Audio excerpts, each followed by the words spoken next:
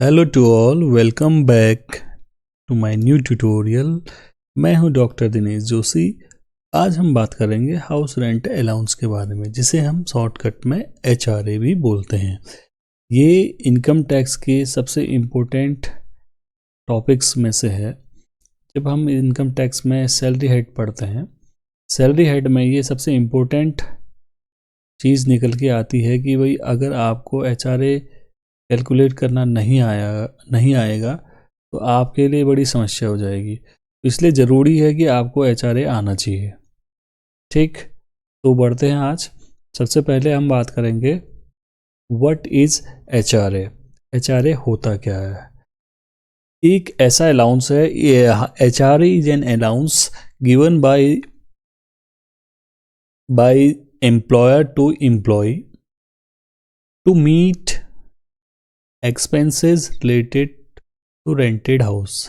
भाई rented house से related जो भी एक्सपेंसेस होंगे उनको मीट आउट करने के लिए क्या होते हैं, आपको जो अलाउंसेस मिलते हैं वो आपका हाउस रेंट अलाउंस कहलाता है। ठीक, दैट मीन्स जो भी आपके मकान आपने किराए पे लिया है मकान, उससे रिलेटेड जो भी किराया आपको देना है, उससे उसको मिलने वाला उन खर्चों को देने के लिए जो आपके एम्प्लॉयर के थ्रू आपको पैसा दिया जाएगा अलाउंस के फॉर्म में, वो हाउस रेंट अलाउंस कहलाता है। The amount received is partly exempted from tax. ये पार्टली बहुत इंपॉर्टेंट है, दैट मीन्स इसमें लिमिट लगी रहती है। ऐसा नहीं कि सबका सब टैक्स फ्री हो जाएगा, या एक परसेंटेज क्राइटेरिया है जिसमें मैंने एक अलाउंस का पूरा एक वीडियो डाला है। आप देखिए मेरे इसी चैनल पे अलाउंस से रिलेटेड एक वीडियो डाला है मैंने, उसमें आपको पूरा डिटेल में बता रखा है, तो आप उसको डिटेल में देख सकते हैं। In case the employee lives in his own house, अगर वो अपने घर पर रह रहा है and does not pay any entire tag rent, the entire amount would be taxable.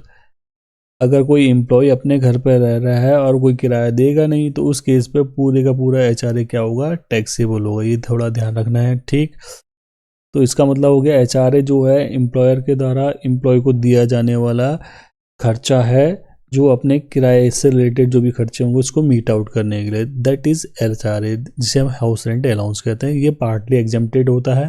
Partly मतलब कुछ हिस्सा इसमें एग्जेम्प्टेड होता है, कुछ इसके बाद टैक्सेबल होता है। वो कैसे निकाला जाएगा आगे हम बात करेंगे इसी वीडियो में। अब आपके दिमाग में ये बात आ रही होगी, कैन आई क्लेम HRA? सबसे पहली बात है कि क्या मैं क्लेम कर सकता हूँ HRA में? If I have already house, अगर मेरे पास मकान है, पहला एक क्वेश्चन ये आता है। दूसरा, क्या मैं बेनिफिट ले सकता हूँ होम लोन का डिडक्शन का, होम लोन डिडक्शन, अगर मैं HRA रिसीव कर रहा हूँ। अब इन दोनों पॉइंट्स को क्लियर कर लेते हैं आगे आने वाले पॉइंट्स पे। If you are living your parents house, अगर आप, बहुत अच्छा पॉइंट है ये, बहुत बार क्वेश्चन पूछे जाते हैं। अगर आप अपने माता पिता के घर पर रह रहे हैं, you can claim exemption, HRA की क्लेम कर सकते हैं। अगर आप जॉब में हैं तो उस केस में HRA की क्लेम कर सकते हैं by paying rent to your parents, अपने माता पिता को रेंट दे के। अब उस केस में क्या होगा कि आपके पेरेंट्स को ये शो करना ज़रूरी है, उनकी इनकम जो है, रेंटेड इनकम जो आई है, उनको जब वो इनकम टैक्स रिटर्न फाइल करेंगे उनकी अपनी इनकम पे। दैट मीन्स अगर आप फादर के साथ रह रहे हैं या फादर के हाउस में रह रहे हैं, तो फादर के हाउस में रह रहे हैं तो आपको फादर को रेंट देना है। तो रेंट देते समय इनकम टैक्स रिटर्न जब फाइल करेंगे, इनकम टैक्स रिटर्न जो फादर रिटर्न फाइल करेगा, उस फादर करेंगे, उसमें ये शो करना ज़रूरी है कि इनकम हमारे पास कहाँ से आई है। ठीक, सेकंड केस है कि आप you can claim both deduction for interest of your house loan, house loan से रिलेटेड आप डिडक्शन ले सकते हैं, और एग्जेम्पशन ऑफ HRA भी ले सकते हैं if you are living in rented house और not in your own house. अगर आप मकान, किराए के मकान पर रह रहे हैं और हाउस लोन का डिडक्शन भी दोनों एक साथ ले सकते हैं, और HRA की एग्जाम्पशन भी ले सकते हैं, क्योंकि आपका मकान बन रहा होगा या हाउस लोन ले रखा है, तो उस केस पे भी आप ले सकते हैं। ठीक, बात आती है आगे कौन कौन सी कंडीशंस फॉर क्लेमिंग HRA। ये बहुत अच्छी कंडीशंस हैं ये आपको कई बार पूछने को भी मिलता है, कई बार आपके इंटरव्यू में पूछते हैं, या कुछ क्वेश्चंस ऐसे कैजुअली कोई भी पूछ लेता है आपसे, HRA कहाँ कहाँ क्लेम या कैसे कर सकते हैं। सबसे पहली बात है कि आप सैलरीड एम्प्लॉय होना ज़रूरी है, सैलरीड एम्प्लॉयड। सेकेंड केस में you should be receive HRA part of your salary package. ये बहुत इंपॉर्टेंट है। कई बार क्या है, प्राइवेट का एम्प्लॉयज़ जो होते हैं वो सैलरी का पार्ट या पैकेजेस नहीं देते हैं, तो उस केस में ये क्लेम नहीं कर सकते हैं। थर्ड है you should live in a rented accommodation, भाई किराए के मकान पर रहना ज़रूरी है। और information to the employer by the way of submission of rent receipt, rent receipt जो भी है उसका सबमिशन आपने कर लिया है, इसका इन्फॉर्मेशन आपको अपने एम्प्लॉयर को देना ज़रूरी है। और finally still exemption can be claimed if you forget to inform employer at the time of filing return. Exemption उस टाइम पे मिल जाएगी जब अगर आप भूल गए इन्फॉर्मेशन देना अपने एम्प्लॉयर को कि भाई हमारे पास इनकम टैक्स फाइल करने, रिटर्न फाइल करते समय रेंट रिसीव्ड हमने इन्फॉर्मेशन देना भूल गए, तो उस केस पे भी आपको एग्जाम्शंस मिल जाएंगे। तो 5 कंडीशन है। पहला तो आपको सैलरीड एम्प्लॉयड होना चाहिए, दूसरा आपको सैलरी का पार्ट होना चाहिए आपका HRA, थर्ड आपको रेंट एकोमोडेशन मिलना चाहिए या रेंटेड हाउस में रहना ज़रूरी है, फोर्थ केस में आपको अपने एम्प्लॉयर को रेंट रिसिप्ट की सबमिशन की इन्फॉर्मेशन देनी है, और अगर आप फाइनली जो फिफ्थ पॉइंट है वो अगर आप भूल भी गए हैं इन्फॉर्मेशन देना, तो रिटर्न फाइल करते समय ये चीज़ की एग्जाम्शन मिल जाएगी। मगर एक ही केस बनता है जब SSC ऑफिसर आपसे अगर डॉक्यूमेंट्री एविडेंस मांगता है तो आपको शो करने पड़ेंगे। ठीक, अब आप बात करते हैं कि कैसे हम HRA कैलकुलेट करें। HRA कैलकुलेट करने के लिए हमारे पास 3 पॉइंट आते हैं। ये लीस्ट लिखा है, ये बहुत इंपॉर्टेंट है, इसको ज़रा देख लीजिए। लीस्ट लिखा है तो इसमें एक पॉइंट बनता है, देखो मैं आपको यहाँ पर पॉइंट वाइज बताता हूँ। सबसे पहला पॉइंट आता है HRA रिसीव्ड। सेकंड केस आता है rent paid minus 10% of salary. Third case आता है 50% ऑब्लिक 40% ऑफ सैलरी। ठीक, फिर उसके बाद एक केस और आता है least of the following shall be exempted कहा है, तो लीस्ट जो सबसे लीस्ट होगा D पॉइंट आएगा एग्जेम्प्टेड। ये तीनों में जो सबसे कम होगा, दैट मीन्स एक तो HRA आपको कितना रिसीव हुआ, दूसरा rent paid minus 10% of salary, उसके बाद एक्चुअल। अब आपका अगर ये 4 सिटीज़ मुंबई, कोलकाता, दिल्ली, चेन्नई, इनके अलावा अगर कोई रेस्ट ऑफ इंडिया में कोई भी सिटी में अगर आपका एकोमोडेशन है तो उसमें 40% ऑफ सैलरी लगता है, अदरवाइज 50% ऑफ सैलरी लगता है। अब सबसे इम्पोर्टेंट जो है वो है सैलरी की मीनिंग। जब हम HRA में सैलरी की मीनिंग निकालेंगे तो उसमें बहुत इंपॉर्टेंट है कि क्या क्या चीज़ आती है। एक तो आता है basic salary plus DNS allowance.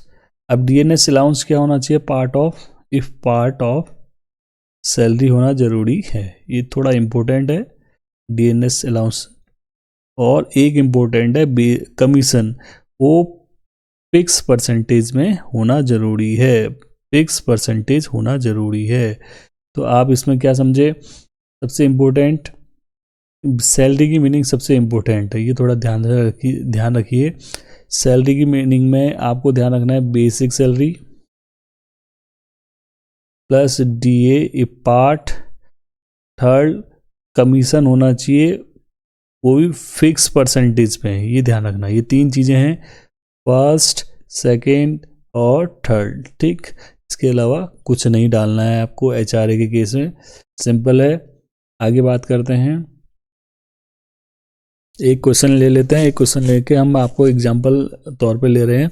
देखिए क्या क्या है एग्जांपल पे, मैंने इसको सॉल्व करके रखा है आपके सामने। एक मिस्टर X है, उसकी सैलरी है 60,000 पर मंथ, वो कहाँ रहते हैं, मुंबई में रहते हैं। ये आपको क्वेश्चन करते समय बहुत इजी रहेगा। मंथली सैलरी आपको जिसमें मंथली रेंट दे रहे हैं वो 25,000, और HRA जो उनको मिल रहा है मिस्टर X को 20,000 मिल रहा है। आपसे कह रहा है कि हिज डिडक्शन विल बी, आपका डिडक्शन कैसे निकाला जाएगा, मैंने आपको थोड़ी देर पहले बताया है। तो सबसे पहला पॉइंट आता है HRA रिसीव्ड। HRA रिसीव है, रिसीव HRA हमारे पास है 20,000 इंटू 12, तो ये आपके पास आ गया 2,40,000। सेकेंड है आपका 50% ऑफ सैलरी है, हाँ ये 50% of salary, that means salary आपकी बेसिक थी 60,000 इंटू 12 करेंगे इंटू 50%। अब यहाँ पर 40% नहीं कर रखा हमने, 50% कर रखा है। ये क्यों कर रखा है? क्योंकि शहर कहाँ है? मुंबई में है। मुंबई 4 महानगर 4 मेट्रो सिटीज़ ऑफ इंडिया के अलावा आप सब जगह 40% लगता है, मगर ये मुंबई में है तो 50% लगेगा। थर्ड केस होता है rent paid minus 10% of salary. अब रेंट पेड कितना है? 25,000 है 12 मंथ के लिए, तो 3 लाख हो जाएगा। माइनस कराई, जरा ध्यान रखना यहाँ पर माइनस लिखा है, minus 10% of salary. 10% of salary that means salary आपके 60,000 है, 12 मंथ का 10% पे 72,000, दैट मीन्स 3 लाख माइनस 72,000। तो इसको सॉल्व करने के बाद 2,28,000 आया। ये तीनों केस बन गए आपके पास, ठीक। अब इसमें आपको ज़रा ध्यान देना है कि हमने एक चीज़ ऊपर लिखा था, लीस्ट ऑफ द फॉलोइंग, जो सबसे कम होगा उसको एग्जम्पशन मिलती है। क्या था? देखो पहला तो था 2,40,000 एक, दूसरा है 3,60,000 दो, और तीसरा है 2,28,000। इन तीनों में सबसे कम कौन सा है आपको समझ में? 1 2 3, तो आपको समझ में आ रहा होगा 2,28,000 ने 2,28,000 ही सबसे कम है, तो इसकी एग्जम्पशन आपको मिल जाएगी।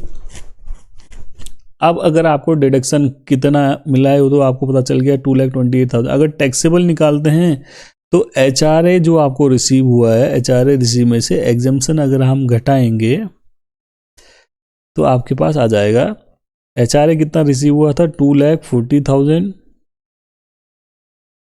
माइनस 2,28,000, तो 12,000 आपका क्या हो जाएगा? टैक्सेबल HRA होगा, जिसमें टैक्स लगेगा।